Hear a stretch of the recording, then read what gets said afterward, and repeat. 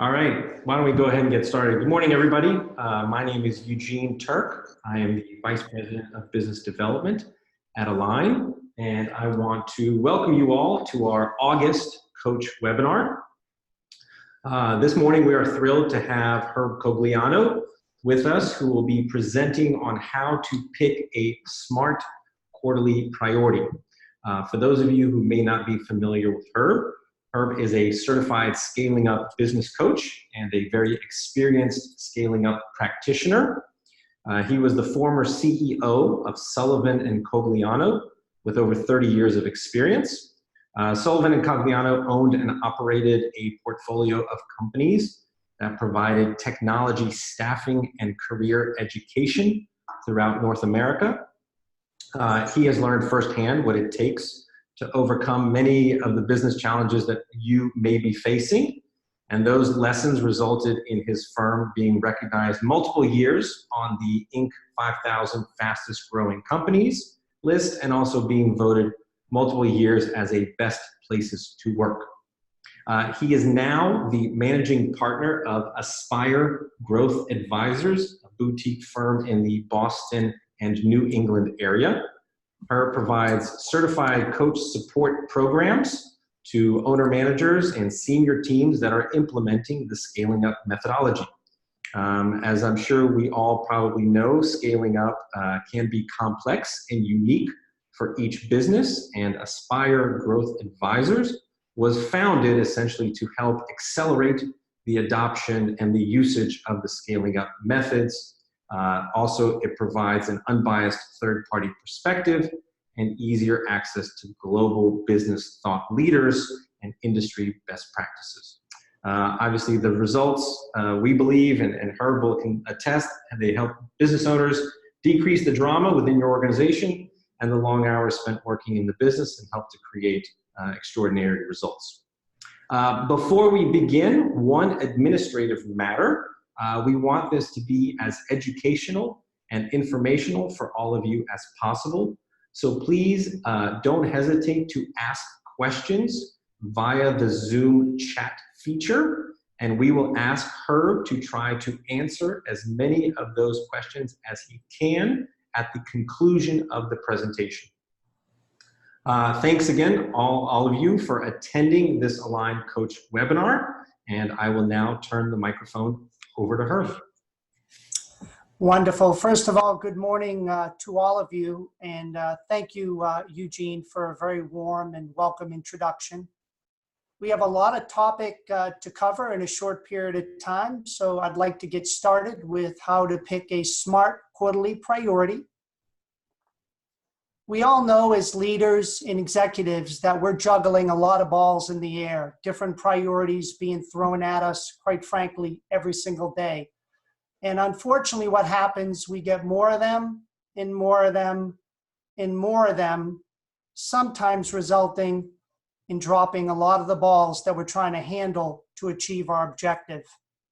Some of you may have been guilty, like me in the past, of getting caught up with shiny objects, maybe distracted by a great idea or a business concept that maybe wasn't the most important priority. Or quite frankly, the old saying of the flavor of the day and just being interesting, but not really important to your success. And I think as a business leader, it's not that we don't know how to prioritize, quite frankly, but sometimes as entrepreneurs and leaders, it's not fun. It can be very boring to do the same thing or the same focus week over week, month after month, quarter after quarter. And that can ultimately lead to our distraction. A lot of you may have heard of the famous Pareto principle, the 80-20 rule. Focus on the vital few while ignoring the trivial many. And we know that is still very true for a lot of us today. So I want to get started by asking you, what is your main thing for this quarter? What are you ultimately trying to achieve? Is it a sales target? Maybe a gross margin result? Maybe it's an increase in the number of units sold or an increase in your client satisfaction rating. but be very clear and very specific about what that main thing is that you're really trying to accomplish. Let me share with you a great example of how one company and one CEO kept the main thing the main thing. Shortly before Facebook announced that it was planning to go public, Mark Zuckerberg called an all-hands meeting to his new company headquarters in Menlo Park. He had about 2,000 of his people show up from around the world. Everyone in attendance thought that Mark was going to be talking about their pending IPO. But to everyone's surprise, the 27-year-old CEO only focused on the 2012 priorities. He urged the team that at that time, they needed to keep their heads down, and he noticed the shift from PC apps to mobile-enabled app. And he told everyone that their focus had to be to get their company apps mobile-enabled.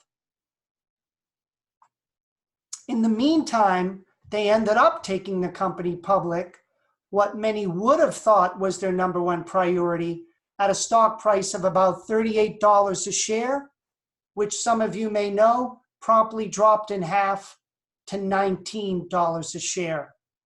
But he didn't care as the media continued to beat him up. And if you read any of the news reports, they did, because he knew that their number one priority, the main thing, was getting the company mobile. However, when you think of the main thing, you also have to be open to the main thing based upon your time horizon. So for Facebook and Mark, the main thing over the 10-year period was to get 1 billion users per app. And yet the main thing over the 3 to 5 year period was to build out the best and most ubiquitous mobile products, finishing their platform and looking at the monetization in the economic engine with it. And yet over the year, they had no mobile revenue and they needed to create that. And yet specifically for the 90 days, they needed to complete the build out of their mobile capability platform. So you want to be sensitive to time frame. And what Facebook did in a record few months was focused every line of code, every acquisition, and every new hire on making their mobile platform happen. It resulted in over 98% of Facebook's revenue growth in the following 18 months coming from mobile ads, as you can see here from the dark blue line on the graph. Now, Facebook could have completed 100 other things, but it still would have stagnated their growth, because if you look at the light blue graph, that was the revenue of their non-mobile products. So it was absolutely critical for them to be mobile as their main thing. Another great book to help your teams determine your number one priority, in addition to scaling up, is a book called The Goal by Eli Goldratt. And it has an incredible and powerful business idea that I think we should all be aware of. And that's called the theory of constraint. In essence, we only have so much time, so many resources, and limited cash, and to apply it any other place than your weakest link or your constraint is a waste of your effort. Facebook's number one constraint to growth was not having mobile apps versus going public. So getting mobile had to be the focus. And if you and your company can identify that constraint within an industry and control it, you have the opportunity, I believe, to win big. Another case in point comes from the second book by Vern Harnish, Greatest Business Decisions of All Time, where he talks about in the early 80s, Robert Taylor launched a product called liquid soap. They did over 39 million in revenue their first year. And as the competition began to recognize the opportunity and try to compete, Taylor shrewdly went out, recognized the constraint, which was not the soap, but the spring pump, and found the only manufacturer at the time of the spring pump and purchased an entire year of their annual production, which was over 100 million units for $12 million. It so constrained his competition that it forced Colgate-Palmolive to purchase his firm for $75 million. So let's take a look at our companies. What are the quarterly targets that we need to achieve? Because that's important in helping to define your SMART priorities. So as you look at the 90 days ahead, whether it's a sales target, margin, operating overhead, EBITDA, maybe number of new clients or units sold, what numbers are going to set you up to have a successful 90 days, but also set you up to achieve your annual targets as well? So I'm sure your team is thoughtful about creating those targets. And now once you do, I want to help you with a little tool that identifies the constraint that your team may be having in order to achieve those targets. Think of two major demands that we have on our business right now. One is normally in the form of people and specifically relationships with those people. They can be things like employees or clients or even shareholders and even vendors. And if you think of your targets, which one in the relationships are needed in order to achieve it? And it's typically one of three things. You need to either get more, keep more of what you have, or grow more of the ones you have. So think of that as a guideline to identify a constraint that may be keeping you in the people side from hitting your target. If it's sales, that's maybe, or revenue is a constraint, you may need to hire more sales reps. If it's a retention issue, you may need to do more training and more employee engagement. And potentially for customers, if it's a grow issue, you may have to work on service delivery or client satisfaction programs. Now, let's take the second side, which is really about process. These are things that we make or buy or we record in our business that has our business run every day. And there's three things here you want to consider. In your process, what constraint do you need to do either better, faster, or cheaper? If you're looking at your sales cycle, maybe right now it takes you 120 days to bring in a new client. And in order for you to grow revenue quicker, you need to shorten your sales cycle. So you not only need to do it faster, but maybe it needs to be done better. Maybe you need to create a sales playbook to standardize your marketing sales efforts. Or maybe you need to do an implementation of a CRM like a Salesforce or a HubSpot because everybody's using Outlook on their desk and you don't have connectivity or shared collaboration with client development. These are just a few examples, but ultimately they'll help you hone in on the constraint of getting to your revenue goal. So lining up all the things you have to do, like these dominoes, and then taking the time with your team to identify the lead constraint, and then focusing all your effort on that first.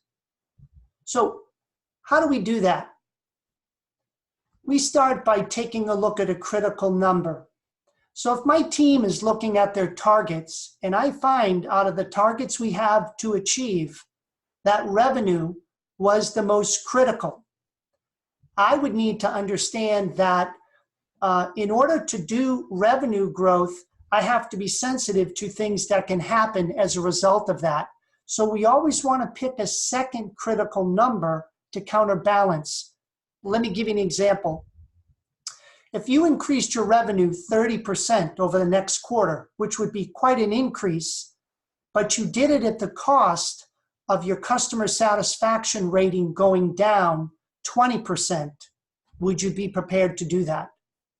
Or if you increased your sales 30%, but you increased them with your margin on the sales dropping 10%, would you do that?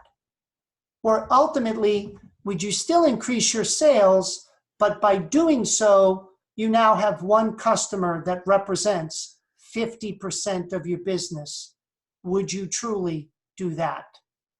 Because what happens is, if you don't counterbalance, you're going to create one success and then have to deal with the next constraint next quarter, which would be declining customer satisfaction or declining margins or potentially too much of a client concentration risk. And that's why we try and balance the critical number right up front. So let's assume we determine that revenue is one of the critical numbers in a target that we have to look at this quarter. We next need to define success criteria. How do we know when we're on track? And in this particular slide, you'll see that our goal is 10 million for the quarter. That's green. If we do between 9 and 10, that's yellow, and that we got to pay attention to that, as you can imagine. And anything below that is, quite frankly, urgent and unacceptable. So now we have our targets. We looked at the critical number that's important to the targets, and now we defined a success criteria.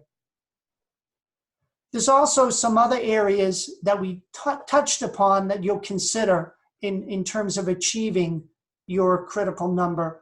Things like priorities around operational excellence. What has been your productivity? Have your sales reps been delivering on their KPI for sales production? From a people point of view, do you need to hire additional people, or do you need to train? Or maybe you just have to focus on keeping the ones you have this quarter. And then lastly, initiatives, whether it's opening a new location, rolling out a new product, or maybe implementing a new CRM.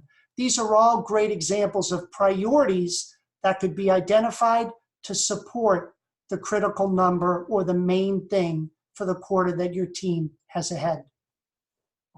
So let me give you an example. If our revenue was our critical target, and yet last quarter we promoted someone from a regional sales manager, say, to the vice president, we left a void in the regional sales manager role for the Midwest. It would be very important to hire and onboard a new regional sales manager so that our enterprise accounts got the attention they needed and our sales reps in the field got the support to deliver on the critical revenue number they had for the company. And let's say also that we were hearing some customer concerns about our products being a little dated. So it was really critical this quarter to design and roll out the new power unit that we had in order to satisfy our customers' concern, but also add a new product that would increase our revenue in our overall company. And always remember, whatever we do has got to be smart, specific, measurable, achievable, realistic, and time-bound. So we covered quite a bit, and you guys have been very patient, but let me stop now and see what questions that you may have for me.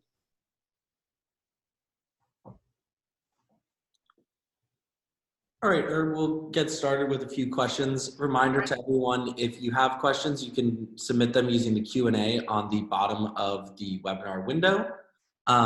We'll start off with a couple. So what happens if part way through the quarter, the priority starts to look impossible or priorities that may need to change around? How do you manage to reassess and keep employees engaged if targets set seem to become out of reach? Yeah, so unfortunately, I think every leadership team is going to go through that at some time in their career. I absolutely went through it. One of the things I love about Align in scaling up is that I've done it myself as a CEO, and I've had some clients that have had a great planning session. They've come up with incredible targets and priorities, but then they leave and go back to their day job, so to speak, and everything hits the fan. And what I found was it can get very distracting. So by putting all of that planning and targets in a line, I was able to use that in my daily and weekly huddles. So when numbers were getting behind or we felt overwhelmed, we were able to adjust. And if you think of strategy, your strategy is only as good. I think Napoleon said your strategy is only as good until the first bullet's fired, and then it's real world. So I would tell you, by having the thoughtful priority up front, but then working in your daily and weekly huddles with your team, you need to come up with workarounds that maybe you're not going to hit 100% of your target, but you're going to know why really quick. And then you're going to adjust. And then you're going to work on getting the best outcome for that target for the quarter. And then as you're planning for the quarter ahead, you're going to readjust. Maybe you didn't identify the right constraint, quite frankly, which can happen. And then you need to look at the constraints and then redo your priorities to adjust it. But you should be looking at it daily from an update on your numbers, and then weekly from a management course correction strategy and things like that. Great. Kristen Quinn asks, our CEO sets very ambitious goals for our critical numbers that according to our performance are not achievable. How do you balance ambitious goals with reality, or that achievable part of the SMART priority that you talked about? Yeah, no, very thoughtful question. I feel your pain. I understand it can happen. So what we tried to do each quarter is align those numbers to the annual target. So we looked at industry growth rates at the beginning of the year. So we weren't just picking a growth number out of our head. We always wanted to be better than industry, and our target was to be double the industry growth rate, to be that type of company. We would then look at the annual targets with that type of reality, and then we would then back them into the quarterly number. And then you saw green, yellow, and red, but we actually had what we call a super green. So our green would be on target with that budget, and then the super green would be what we call stretch goals, and that made everybody happy that we could stretch. And then we'd put spiffs or accelerators on campaigns and themes when we went above and hit that, quote, super green stretch goal. Herb, I guess on the flip side of that is, how do you sort of not sandbag and set goals that are very easily achievable, where you're really just, you're setting a goal that you know isn't really a stretch, but what, you know, for morale's sake, you know, it's a target that will be easily hit, but isn't necessarily pushing the envelope and really trying to reach a super green type of scenario. Yeah, so I've gone through a couple of distinct periods in my career as a CEO with it. There's times where you're behind the 8 ball, where you're not really growing well, and yet you know your industry's growing 10% and you're growing 5 or 3. And my first thing was, we need to catch up to the industry, because every time we're behind the industry, somebody's eating my lunch and taking market share. So I had to be very purposeful of, we need to grow quarter over quarter. I wasn't focused on the year for year's sake. I said, look, guys, put your head down. Can we grow 1 to 3% this quarter over last quarter? And we built up momentum. And then by building up that confidence and that momentum and getting wins, we then started targeting bigger year over year goals. And that's when we got on the Inc. 5000 fastest growing list. You then have times where you're growing well, but you know you have more potential.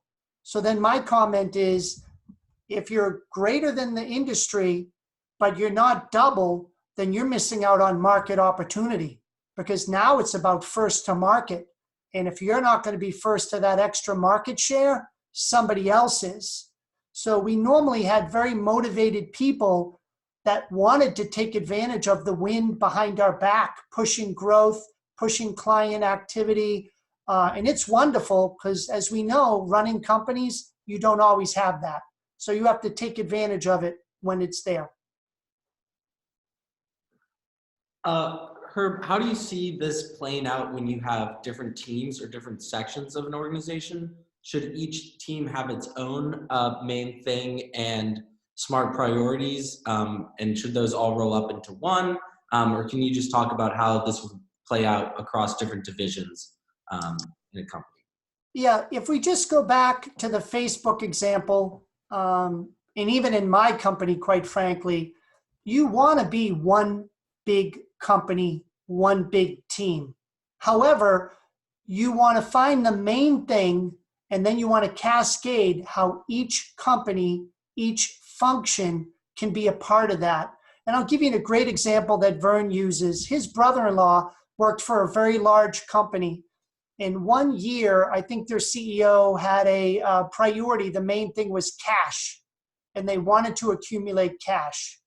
And yet his brother-in-law ran the division that was service support in break fix maintenance on the product. He had about 35 people in the field, in vans, visiting clients every day.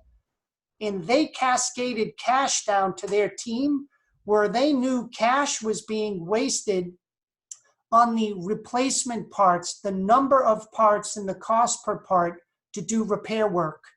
So daily they huddled on how much parts they used on repair, which was key, and they brought it down. They best practiced all the type of maintenance tips and tricks and training, and then they counterbalanced that with the minimal amount of return repair calls, because they didn't want people putting a Band-Aid on the repair but then calling back the next day unhappy because it wasn't really fixed.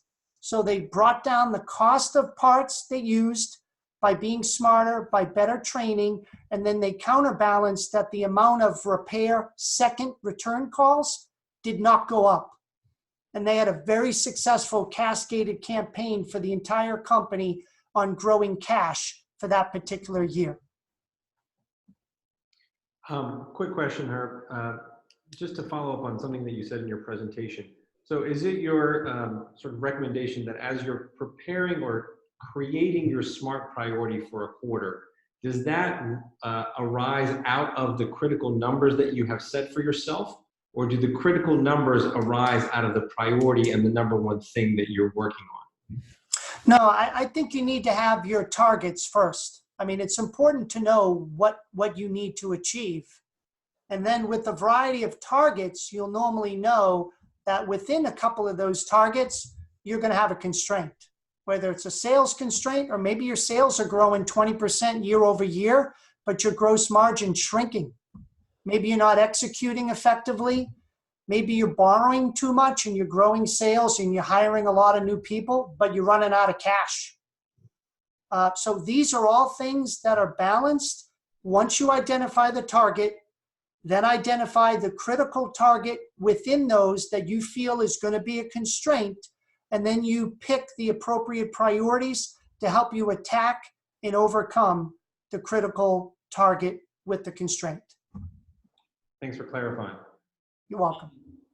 Herb, what are the most common pitfalls that you see during this process as you work with other companies or that you may have heard in other people's experiences? I think there's a couple. I think the first one, in being thoughtful about identifying constraints and priorities, you need to do your homework. I find that if you're not reviewing a variety of things, employee surveys, understanding the depth of your people constraints, their happiness, their engagement, their productivity, and their professional development, if you're not really drilling down in that and understanding that, you're going to miss something. And then the second thing is in customers. A lot of executives do not spend enough time out in the market, the more in their office. So by doing what we call 4Q calls, getting market facing and understanding the trend, understanding how happy your clients are and what products they're really coveting and enjoying, and then having a good NPS system, Net Promoter Score, to really track that. That homework, when you get into planning and identifying constraints, is really important. And I find a lot of people gloss over it, and then they end up picking what I call surface level constraints, and they don't get to the root of the problem. And I'll give you a quick example. I had a CEO say to me that her team was not productive, that they were not doing the sales calls or whatever they needed to do. And I said, okay, I understand that can happen. I said, can I ask you a question? How do the people get paid? What's their motivation and incentive? She said, well, 90% base. And I said, but you believe commission for the people you hire is a motivator, right? Was that part of your hiring criteria? She goes, yeah. And I said, but they get paid virtually the same amount. And the point is, she was scratching the surface. And I don't know if the compensation plan was the whole reason, but it was an additional reason for her to consider in identifying the right constraint for her sales team's productivity. It could have been training. It could have been they don't have a playbook. It could have been they don't have a CRM or a good target list, but you need to do your homework. The second thing, a lot of people do get distracted once they make the priority and then they don't follow up on them, or it gets filed away and then you talk about it next month. That's why Align was so important for me, because I used to do it manually. And when we were putting it in our virtual dashboard, it was front and center for all of our people, and they could look at it daily. They could update it. They could tell me if they were stuck. They could get help, but it was clear line of sight and there was direct accountability. And that's how things didn't fall between the cracks. And without it, it used to. Gerben asks, can you have financial targets for a quarter while at the same time the main priority is an R&D thing? For example, the main thing being building a new version of a product or a software, in which case the targets would likely not be connected to the main priority. Well, if you think of Facebook, their main priority was developing and building out the mobile app platform. But if you look at it indirectly with the following slides, if they hadn't focused on that product development, they would not have got the 98% of the revenue following over the next 18 months. So they ultimately impact each other. And I think that product development may be a key constraint if it's what's preventing you from growing your company to the next level. So yes, you can have that as a main thing. Michael asks, how does this apply to a very small startup, very early stage, like 2 full-time, 1 part-time employees, plus a couple of freelancers? If so, what does and doesn't apply from the scaling up system? Honestly, I think it all applies. In my coaching practice here, which is only a few people, I use the system, I use Align, and I use scaling up every day. I think the only thing that doesn't apply is how many people that are touching it, but 2 people can very effectively use the scaling up methods in the Align growth management software to run and grow your business until you're ready to bring on the 3rd. And then quite frankly, what I love about it, and I started with a lot more employees the first time, but now in the coaching practice, when I bring on that 3rd, 5th, 8th person, I have an infrastructure to plug them right into. It's already been done. And that's really comforting for an owner entrepreneur, because now they can be involved in your daily huddle. They can be involved in your quarterly planning. They know what the top 5 priorities are, and then you can easily add them into your group. So I would recommend it. Thanks, Herb. If anyone has any further questions, here we go. Herb, how to measure if coaching by managers is being done proactively in each location and everybody is teaching and coaching in a standard format, is a question that's been asked by Al Moore. Okay, well, first of all, I always ask, have the managers been trained on how to effectively coach? And what system have you selected to effectively do that? Some people use the 1 Minute Manager by Ken Blanchard. Some people use John Maxwell's books with 5 levels of leadership. But a lot of times we come up with a priority to do coaching and mentoring and we say, go do it. But not everybody's the same level of coach or mentor, quite frankly. So I think you need to kind of train the trainer on that, identify a system, identify a goal or an objective for their training, 1 hour a month, maybe a special project once a quarter for them and their mentee, and then maybe an outcome over the course of a year for one type of major project or promotion to go with it. But you and I know what gets measured gets done. And if you don't have a system for checking in with them in the mentee, maybe a survey, a feedback form, a 360, how is your mentoring going? Did you identify several key objectives for development for the quarter? Did you get the resources and did you complete it? These are just simple things that I would try. I hope that answered your question, Alnor. If not, certainly let us know or feel free to follow up with Herb as well. If there are any other questions, please go ahead and put them into the chat right now. We'll give everybody 1 or 2 minutes just to see if there are any outstanding questions that Herb can address before we wrap up. Yeah, and Eugene, please let everybody know my email's there. If there's any follow-up and they want to ask me something offline, I'm more than happy to help. And I just want to thank everybody for their time today. And I know we're all busy and investing a time in this. It's much appreciated. Thank you.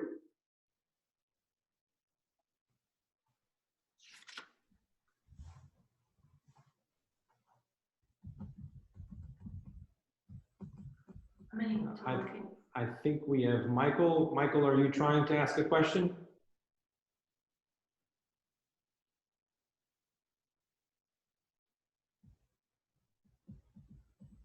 Or we have one question being posed. If we'll just hold on for 1 second. Sure. Problem. We also had Alnor ask a follow-up question. How do we as entrepreneurs know that we are bringing value to our senior management teams? It's a very broad question, but certainly I think that may be addressed to your coaching and mentoring topic that you just spoke on, and how we as sort of the leaders can make sure that we're bringing value in terms of the leadership growth of the people that are direct reports to us. Yeah. So I'm going to tell you the short journey as CEO for me. I think we all start in our companies, working in the company a tremendous amount of time. Maybe 90% of your time is working in the company. Maybe 10, 20% is working on. What I found for my leadership and for my own freedom, scaling up allowed me to spend more time putting in the systems and people development of my senior team and then below, that I actually flipped over 3.5 years to be working 80% of my time, 4 days a week on the company and 1 day in it, while my leadership team was developed and competent and confident enough to be working in the business full time. And it allowed me to focus on how I could make them better, how I could make the company better, and be forward facing out in the market, trade shows, industries, networking, thinking of the next big thing. But quite frankly, it didn't start that way. And I think you're a great CEO to your senior team when you're less needed to run the business day to day, but you're more needed to grow and develop them to run the business to the next level. And as you're spending your time, you'll start to see that. The first person I worked with, my coach passed away about 2 years ago that I had, he made me work from home 1 day a week. He said, look, Herb, you're too visible. They come to you. If you're there, they're going to ask you a question. Go home on Friday, bring work you can do from home, financial statements, reports, but give them freedom. And I found, guess what? My business didn't blow up. It was there on Monday. People appreciated the space and the growth. And then eventually every 6 months I added an extra day. And then I found out you only needed to do it 1 day a week. And so that's kind of how I feel it should go.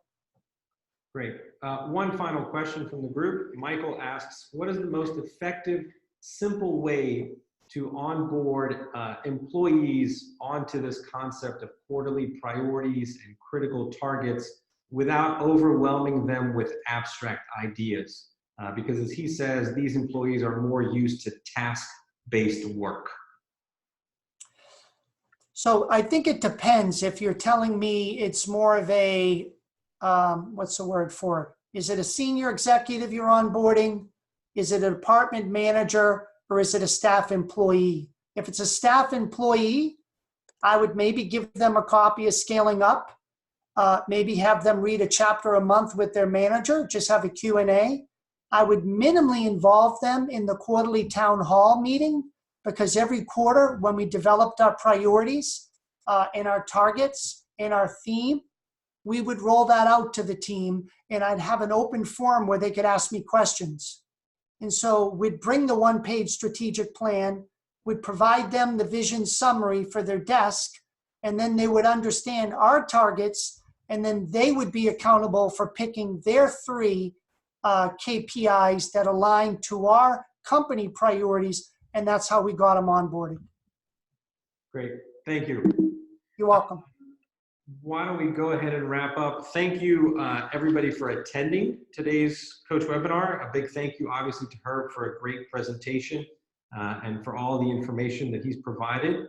If any of you who are existing Align users have any questions about priorities and how to set those up within the Align software, please don't hesitate to contact your Align advisor directly, or you can always contact us at support@aligntoday.com. If any of you are interested in learning more about Align, if you do not already have an account, obviously go to aligntoday.com and sign up for one of our demos with our Align advisor. We'd love to show you the software. Thanks again, everyone. Please mark your calendars. Our next Coach webinar will be on September 10th, when we will have CEO of Shift Points Strategy Coaching, Dave Ramos.